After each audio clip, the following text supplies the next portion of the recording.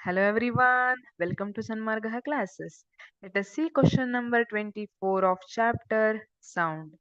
Discuss how sound gives pleasure in our lives.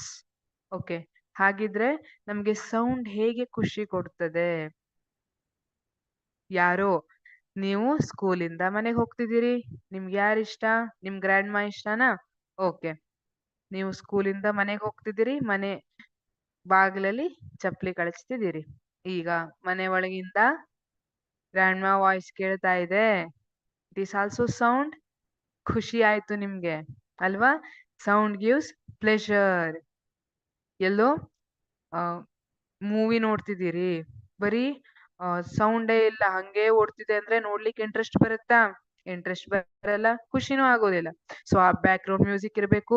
ಯಾವುದೋ scary movie ನೋಡ್ತಿದ್ದೀರಿ, ದೆವ್ವದ movie ನೋಡ್ತಿದ್ದೀರಿ, ಥ್ರಿಲ್ಲರ್ ಮೂವಿ ನೋಡ್ತಿದ್ದೀರಿ, ಬ್ಯಾಕ್ ಗ್ರೌಂಡ್ ಇಫೆಕ್ಟ್ ಚೆನ್ನಾಗಿದ್ರೆ ಮಾತ್ರ ಆ ಮೂವಿಗೆ ಒಂದು ಇಫೆಕ್ಟ್ ಬರುತ್ತೆ ಅಲ್ವಾ? ಇಲ್ಲ ಅಂದ್ರೆ ನೀವು ದೆವ್ವದ ಮೂವಿನೂ ಬ್ಯಾಕ್ ಗ್ರೌಂಡ್ ಸೌಂಡ್ ಇಫೆಕ್ಟ್ ಅನ್ನ ತೆಗೆದು ಹಂಗೆ ನೋಡ್ತಾ ಕುತ್ಕೊಂಡ್ರೆ ನಿಮ್ಗೆ ಜಾಸ್ತಿ ಭಯ ಆಗೋದಿಲ್ಲ.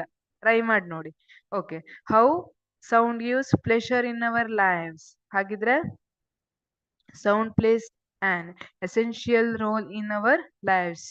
Sounds helps us communicate with one another. ಅಲ್ವಾ? ಒಬ್ರಿಗೊಬ್ರಿಗೆ ಮಾತಾಡ್ತೀವಿ, ಫ್ರೆಂಡ್ಸ್ ಜೊತೆ ಮಾತಾಡ್ಕೊಂಡ್ರೆ ಖುಷಿ ಇರುತ್ತೆ, ಅಪ್ಪ ಅಮ್ಮನ ಜೊತೆ ಮಾತಾಡಿದ್ರೆ ಖುಷಿ ಇರುತ್ತೆ, ಕಸಿನ್ಸ್ ಜೊತೆ ಮಾತಾಡಿದಾಗ ಖುಷಿ ಇರುತ್ತೆ. Helps us communicate with one another. Sound is so important because animals can hear events around them regardless of where their attention is focused. ಇಲ್ಲಿ sound is so important because animals can hear events around them regardless of where their attention is focused. ಈಗ ಯಾವುದೋ ಒಂದು concert ನಡೀತಾ ಇದೆ, music event ನಡೀತಾ ಇದೆ, ಕೇಳಲಿಕ್ಕೆ ಖುಷಿ ಆಗತ್ತೆ ಅಲ್ವಾ? ಸಂಗೀತ ಕೇಳಲಿಕ್ಕೆ ಖುಷಿ ಆಗತ್ತೆ. ಹಾರ್ಮೋನಿಯಂ, ವಯೋಲಿನ್ ಇರ್ಬೋದು, ತಬಲಾ, ಇದನ್ನೆಲ್ಲ ಕೇಳಲಿಕ್ಕೆ ಖುಷಿ ಇರುತ್ತೆ. So this is how sound gives pleasure in our lives. Thank you.